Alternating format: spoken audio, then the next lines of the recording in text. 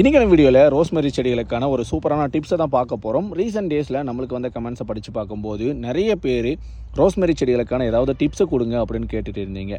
நிறைய பேர் நர்சரிலேருந்து வாங்கிட்டு போயிட்டு எப்படி பிளான்டிங் பண்ணுறது, எப்படி நடவு செஞ்சுட்டு அதுக்கப்புறம் எந்த மாதிரி மண்கலவை கொடுக்குறதுன்னு தெரியாமல் இருப்பீங்க.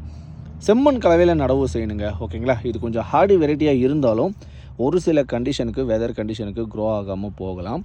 கவரை அப்படியே பிரித்து அந்த மண்ணோடு எடுத்து வைக்கணும்.